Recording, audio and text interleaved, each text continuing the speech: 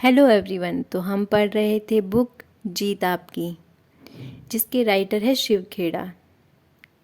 इन्होंने कामयाबी की ओर ले जाने वाली सीढ़ियों के बारे में हमें ज्ञान दिया है। इनका मानना है जीतने वाले कोई अलग काम नहीं करते, वे हर काम अलग ढंग से करते हैं। तो हम इस बुक के चैप्टर 4 पे आ चुके थे। चैप्टर 4 है हमें कौन सी चीज़ें पीछे धकेल रही हैं। आने वाले कल की उपलब्धियों की राह में केवल एक बाधा है और वे है हमारे आज के संदेह। अगर हम कार ब्रेक लगाकर चलाएं तो क्या होगा? हमारी कार कभी पूरी रफ्तार नहीं पकड़ पाएगी, क्योंकि ब्रेक रुकावट पैदा करेंगे। हमारी कार बेहद गर्म होकर बिगड़ जाएगी। अगर कार में ब्रेक डाउन नहीं हुआ तो रुकावट की वजह से इंजन पर दबाव पड़ेगा। अपनी मंजिल तक पहुंचने के लिए हमको दो में से किसी एक रास्ते को चुनना होगा। हम या तो एक्सीलरेटर और ज़ोर से दबाकर कार को नुकसान पहुंचाने का खतरा उठाएंगे, या उसे तेज़ी से चलाने के लिए ब्रेक हटा लेंगे। इस उदाहरण और हमारी ज़िंदगी के बीच काफ़ी समानता है। हम में से कई लोग ज़िंदगी की गाड़ी ब्रेक लगाकर चलाते हैं। ये ब्रेक क्या है? डर, टाल मटोल की आदत, आत्मसम्मान की कमी वगैरह ही ब्रेक हैं।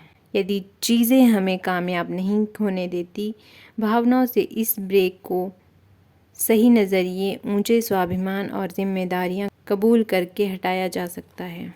असफलता श्रेष्ठता ना हासिल कर पाने के 20 कारण। Failure 20 reason why we don't achieve excellence.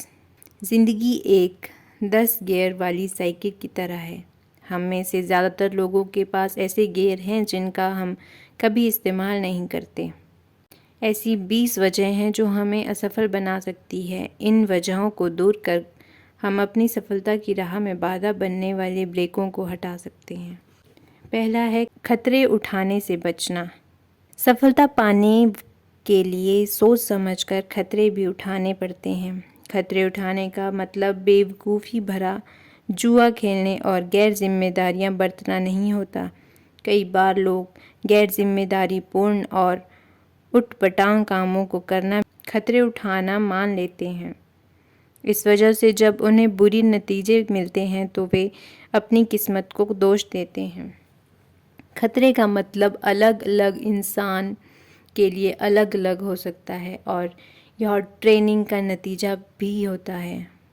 पहाड़ पर चढ़ना किसी ट्रेंड व्यक्ति और किसी नए सीखने वाले व्यक्ति दोनों के लिए खतरनाक हो सकता है, लेकिन प्रशिक्षित व्यक्ति के लिए इसे गैर जिम्मेदारी भरा खतरा नहीं माना जा सकता।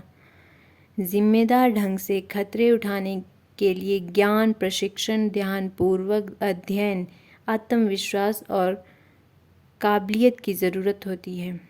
खतरा सामने होने पर ये चीज़ें हमको उसका सामना करने की हिम्मत देती है। खतरा ना उठाने वाला व्यक्ति कोई गलती भी नहीं करता, लेकिन कोशिश ना करना, कोशिश करके असफल होने से भी बड़ी गलती है। कई लोगों में फैसला ना ले पाने की आदत बन जाती है। यह छुआछूत बीमारी की तरह फैलती है। ऐसे लोग फैसला ना ले पाने के कारण कई अवसरों से हाथ धो बैठते हैं। एक बार किसी ने एक किसान से पूछा, क्या तुमने इस मौसम में गेहूं की फसल बोई है? किसान ने जवाब दिया, नहीं, मुझे बारिश ना होने का अंदेशा था। उस आदमी ने पूछा, क्या तुमने मक्के की फसल बोई है? किसान ने जवाब दिया, नहीं, मुझे डर था कि कीड़े मकोड़े खा लेंगे। तब उस आदमी ने पूछा, आखिरकार तुमने बोया क्या है? किसान ने जवाब दिया, कुछ नहीं, मैं कोई खतरा नहीं उठाना चाहता था। खतरे: हंसने में बेवकूफ़ समझे जाने का डर है, रोने में जज्बाती समझे जाने का डर है, लोगों से मिलने में नाते जुड़ जाने का डर है, अपनी भावनाएं प्रकट करने में मन की सच्ची बात खुल जाने का डर है, अपने विचार, अपने सपने लोगों से कहने में उनका चुरा लिए जाने का डर है। किसी को प्रेम करने पर बदले में प्रेम न पाने का डर है, जीने में मरने का डर है, आशा में निराशा का डर है, कोशिश करने में असफलता का डर है। जिंदगी में खतरे ना उठाना ही सबसे बड़ा खतरा है। जो शख्स खतरे नहीं उठाता वह ना तो कुछ करता है, ना कुछ पाता है और ना कुछ बनता है।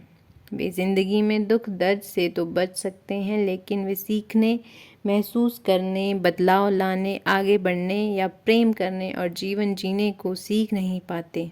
अपने नज़रिए की जंजीरों में बंध कर गुलाम बन जाते हैं और अपनी आज़ादी खो देते हैं। सिर्फ खतरे उठाने वाला इंसान ही सही मायनों में आज़ाद है। का सेकंड पॉइंट है लगातार कोशिश की कमी, लैक ऑफ परसिस्टेंस। जब मुश्किलों पर काबू पाना नामुमकिन लगता है तो भागना सबसे आसान तरीका नज़र आता है। यह बात हर शादी, नौकरी, रिश्ते पर लागू होती है। जीतने वाले चोट भले ही खाएं लेकिन मैदान नहीं छोड़ते। हम सबको ज़िंदगी में ठोकरें लगती है, लेकिन इसका यह मतलब नहीं है कि हम असफल हैं। दृढ़ता और अड़ियल पने में क्या फ़र्क है? अंतर है यह है कि दृढ़ता मजबूत इच्छा शक्ति की निशानी है, जबकि अड़ियलपन घोर अनिच्छा का प्रतीक है। ज़्यादातर लोग जानकारी या प्रतिभा की कमी की वजह से नहीं, बल्कि कोशिश बंद कर देने की वजह से असफल होते हैं। सफलता का पूरा राज इन दो खूबियों में छिपा है, दृढ़ता, परसिस्टेंस, और प्रतिरोध, रेजिस्टेंस। जिन कामों को करना चाहिए उनके बारे में दृढ़ता दिखाएं और जिन्हें नहीं करना चाहिए उनका प्रतिरोध करें। कोई आदमी इसलिए हीरो नहीं होता कि वह किसी और से ज़्यादा बहादुर है, बल्कि इसलिए होता है क्योंकि वह अपनी बहादुरी दूसरों की तुलना में 10 मिनट ज़्यादा दिखाता है।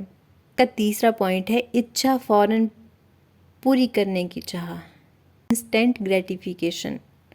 कई लोग रातों रात लाखों करोड़ों कमाना चाहते हैं। इस वजह से आजकल लॉटरी का धंधा काफ़ी फल फूल रहा है। हम इच्छाएं झटपट पूरी करने के दौर में जी रहे हैं। आजकल हमको जगाने से लेकर सुलाने तक के लिए, यानी हर काम के लिए एक गोली मौजूद है। लोग एक गोली खाकर अपनी दिक्कतों से छुटकारा पाना चाहते हैं। इसी तरह करोड़पति बनने के लिए लोग अपनी ईमानदारी का गला घोंट कर शॉर्टकट अपनाने से नहीं हिचकिचाते। इच्छा फौरन पूरी करने की चाह रखने वाले उसके नतीजों के बारे में नहीं सोचते। आज की पीढ़ी अच्छी खुराक उसे मानती है जिसके खाने के वज़न 5 पाउंड घट जाएं। ऐसे लोग हैं जो जन्मदिन मनाने के बजाय और ज़्यादा तोहफे चाहते हैं। इस सोच के सहारे आप कोई सार्थक लक्ष्य कायम नहीं कर सकते।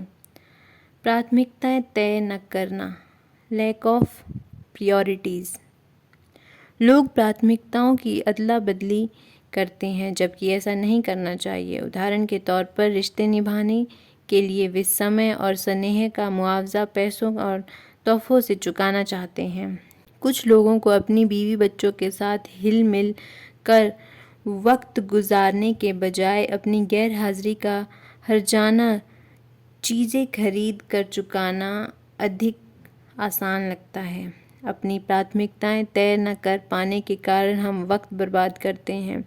हम यह नहीं समझ पाते कि वक्त की बर्बादी का मतलब जीवन की बर्बादी है। प्राथमिकताएं तय करने के लिए खुद को अनुशासित करना पड़ता है। इससे हम वह कर पाएंगे जो ज़रूरी है। आप असफलता और हार का सामना कैसे करेंगे? इस सवाल का जवाब हमारे चरित्र को काफ़ी हद तक बयान कर देगा। सफलता के राज को खोलने की एक महत्वपूर्ण चाबी प्राथमिकताएं तय करना है। कुछ लोगों के लिए पैसा महत्वपूर्ण है तो कुछ लोगों के लिए सत्ता, किसी के लिए यश महत्वपूर्ण है तो किसी के लिए संपत्ति। हमें अपनी प्राथमिकताओं को समझना होगा। सफलता कामयाबी दिलाने वाले उसूलों को पढ़ने या रटने से नहीं मिलती, बल्कि उन्हें समझने और अपनी प्राथमिकताएं तय करके उन्हें लागू करने से मिलती है। शॉर्टकट की तलाश, लुकिंग फॉर शॉर्टकट। एक राजा ने अपने सलाहकारों को बुलाकर उनसे बीते इतिहास की सारी समझदारी भरी बातें लिखने के लिए कहा ताकि वह उन्हें आने वाली पीढ़ियों तक पहुंचा सके। उन्होंने काफ़ी मेहनत कर समझदारी भरी बातों पर कई किताबें लिखीं और उन्हें राजा के सामने पेश किया। राजा को वे किताबें काफ़ी भारी भरकम लगीं। उसने सलाहकारों से कहा कि लोग इन्हें पढ़ नहीं पाएंगे, इसलिए इन्हें छोटा करो। सलाहकारों ने फिर काम किया और केवल एक किताब लेकर आए। राजा को वह भी काफ़ी मुश्किल लगी। सलाहकारों ने उसे और छोटा किया। इस बार वे केवल एक अध्याय लेकर आए। राजा को वह भी काफ़ी लंबा लगा। तब सलाहकारों ने उससे और छोटा कर केवल एक पन्ना पेश किया, लेकिन राजा को एक पन्ना भी लंबा लगा। आखिरकार वे राजा के पास केवल एक वाक्य लिख कर गए और राजा उससे संतुष्ट हो गया। राजा ने कहा, अगर उसे आने वाली पीढ़ियों तक समझदारी का केवल एक वाक्य पहुंचाना हो तो वह यह वाक्य होगा, भोजन मुफ्त में नहीं मिलता। भोजन मुफ्त में नहीं मिलता का मतलब दरअसल यह है कि हम कुछ दिए बिना कुछ पा नहीं सकते। दूसरे लफ्ज़ों में कहें तो हम जो लगाते हैं बदले में वही पाते हैं। अगर हमने किसी योजना में ज़्यादा लागत नहीं लगाई है तो हमको ज़्यादा फ़ायदा भी नहीं मिलेगा। बेशक हर समाज में ऐसे मुफ्तखोर भी होते हैं जो कुछ किए बिना ही पाने की उम्मीद लगाए रखते हैं। आसान रास्ता काफ़ी मुश्किल रास्ता साबित हो सकता है। एक बार एक लाख चिड़िया जंगल में गाना गा रही थी। तभी एक किसान उसके पास से कीड़े से भरा एक संदूक लेकर गुजरा। लाख चिड़िया ने उसे रोककर पूछा, तुम्हारे संदूक में क्या है और तुम कहाँ जा रहे हो? किसान ने जवाब दिया, उस संदूक में कीड़े हैं, वे बाजार से उन कीड़ों के बदले पंख खरीदने जा रहा है। लाख ने कहा, पंख तो मेरे पास भी है, मैं अपना एक पंख तोड़कर तुम्हें दे दूंगी, इससे मुझे कीड़े नहीं तलाशने पड़ेंगे। किसान ने लाख को कीड़े दे दिए और लाख ने बदले में उसे एक पंख तोड़कर दे दिया। उसके बाद रोज़ यही सिलसिला चलता रहा और एक ऐसा दिन भी आया जब लाख के पास देने के लिए कोई पंख ही नहीं बचा था। वह उड़कर कीड़े तलाशने लायक नहीं रह गई। वह भद्दी दिखने लगी और उसने गाना छोड़ दिया। जल्द ही वह मर गई। यही बात हमारी ज़िंदगी के लिए भी सच है। कई बार हमें जो रास्ता आसान लगता है वही बाद में मुश्किल साबित होता है। इस कहानी का संदेश बहुत ही साफ है। लाख को जो भोजन हासिल करने का आसान तरीका लगा था वही मुश्किल और नुकसानदेह तरीका साबित हुआ। हारने वाले नतीजे जल्दी हासिल करना चाहते हैं। अपने बगीचे से घास फूस की सफाई करने के दो तरीके हैं। आसान तरीका यह है कि घास काटने वाली मशीन का इस्तेमाल किया जाए। इससे बगीचे कुछ देर के लिए अच्छा दिखेंगे, लेकिन यह समस्या का अस्थायी हल है। जल्दी ही घास फिर उग आएगी। दूसरा थोड़ा मुश्किल तरीका है कि घुटनों के बल झुककर अपने हाथों से एक एक घास को जड़ से निकालें। यह तरीका समय लेने वाला और तकलीफदेह है, लेकिन इसे अपनाने से घास लंबे समय तक नहीं उगेगी। पहला तरीका आसान लगता है, लेकिन उसे अपनाने से समस्या बनी रहती है। दूसरा तरीका उतना आसान नहीं है, लेकिन वह समस्या को जड़ से ख़त्म करता है। महत्वपूर्ण बात यह है कि समस्या को जड़ से हटाया जाए। ज़िंदगी में हमारे नज़रिए के बारे में भी यही बात लागू होती है। कुछ लोग अपने अंदर की कड़वाहट और नाराज़गी का इजहार करते रहते हैं और यह नज़रिया उनकी ज़िंदगी में बार बार ज़ाहिर होता रहता है। आज लोगों की समस्या यह है कि वे हर मसले का हल फ़ौरन चाहते हैं। वे हर चीज़ का समाधान 1 मिनट में चाहते हैं, लेकिन ऐसा कोई फॉर्मूला नहीं है। इस तरह का नज़रिया बाद में निराशा को जन्म देता है। स्वार्थ और लालच, सेल्फिशनेस एंड ग्रीड। स्वार्थी नज़रिए रखने वाले लोगों और संगठनों को पनपने का कोई हक नहीं है। वे दूसरों के हितों की परवाह किए बिना आगे बढ़ने की सोचते हैं। लालची आदमी हमेशा और अधिक पाने की चाह रखता है। ज़रूरतें पूरी की जा सकती है लेकिन लालच नहीं। यह मन का कैंसर होता है। लालच रिश्तों को नष्ट कर देता है। लालच आत्मसम्मान की कमी की वजह से पैदा होता है। इसका अंत कहाँ है? एक लालची किसान से कहा गया कि वह दिन में जितनी ज़मीन पर चलेगा वह उसकी हो जाएगी, बशर्ते वह सूरज डूबने तक शुरू करने की जगह पर वापस लौट आए। ज़्यादा से ज़्यादा ज़मीन पाने के लिए वह किसान दूसरे दिन सूरज निकलने से पहले ही निकल पड़ा। वह काफ़ी तेज़ी से चल रहा था क्योंकि वह ज़्यादा से ज़्यादा ज़मीन हासिल करना चाहता था। थकने के बावजूद वह सारी दोपहर चलता रहा क्योंकि वह ज़िंदगी में दौलत कमाने के लिए हासिल हुए उस मौके को गंवाना नहीं चाहता था। दिन ढलते वक्त उसे वह शर्त याद आई कि उसे सूरज डूबने से पहले शुरुआत की जगह पर पहुंचना है। अपनी लालच की वजह से वह उस जगह से काफ़ी दूर निकल आया था। वह वापस लौट पड़ा। सूरज डूबने का वक्त ज्यों-ज्यों करीब आता रहा वह उतनी ही तेज़ी से दौड़ता जा रहा था। वह बुरी तरह से थककर हाँफने लगा, फिर भी वह बर्दाश्त से अधिक तेज़ी से दौड़ता रहा। नतीजा यह हुआ कि सूरज डूबते डूबते वह शुरुआत वाली जगह पर पहुंच तो गया, पर उसका दम निकल गया और वह मर गया। उसको दफना दिया गया और उसे दफन करने के लिए ज़मीन के बस एक छोटे से टुकड़े की ही ज़रूरत पड़ी। इस कहानी में काफ़ी सच्चाई और एक सबक छिपा है। इससे कोई फ़र्क नहीं पड़ता कि किसान अमीर था या गरीब, किसी भी लालची आदमी का एक ऐसा हश्र होता है। दृढ़ विश्वास की कमी, लैक ऑफ कन्विक्शन। जिन लोगों में दृढ़ विश्वास की कमी होती है वे बीच का रास्ता अपनाते हैं। दृढ़ विश्वास न रखने वाले लोग किसी बात पर अड़ नहीं पाते। आत्मविश्वास और साहस की कमी की वजह से वे लोगों के साथ में बने रहने के लिए उनका साथ निभाते रहते हैं। वे उनकी सोहबत यह जानते हुए भी कबूल कर लेते हैं कि वे गलत कर रहे हैं। कुछ लोग खुद को यह सोच कर बेहतर मानते हैं कि वे गलत काम का समर्थन नहीं करते, पर उनमें विरोध करने का साहस नहीं होता। किसी काम के गलत होने के एहसास के बावजूद उनका विरोध न करना दरअसल उस काम का समर्थन करना ही है। सफलता पाने का एक अहम राज यह है कि किसी बात का विरोध में रहने के बजाय किसी बात के समर्थन में रहो। इस तरह हम समस्या के नहीं बल्कि समाधान का हिस्सा बन जाते हैं। याद रखिए, किसी बात पर टिके रहने के लिए दृढ़ विश्वास की ज़रूरत होती है। दृढ़ विश्वास आस्था से उपजता है।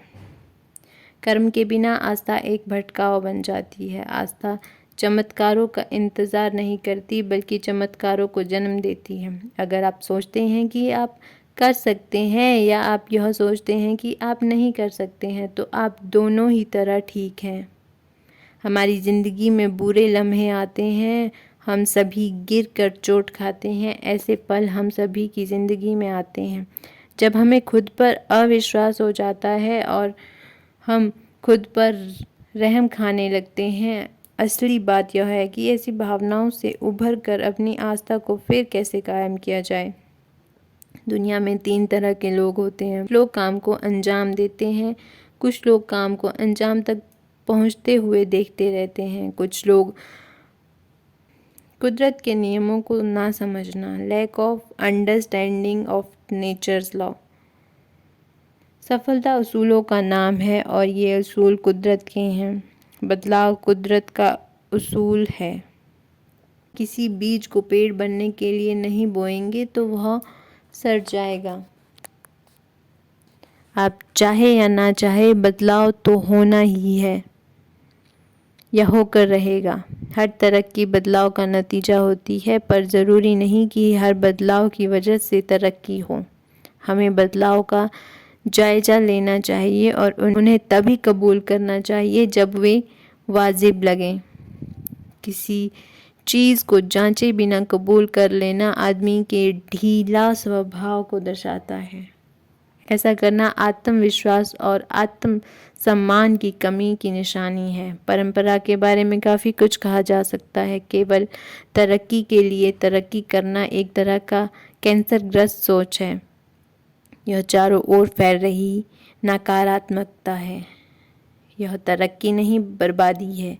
सही मायने में तरक्की के बदले उसका सकारात्मक होना ज़रूरी है।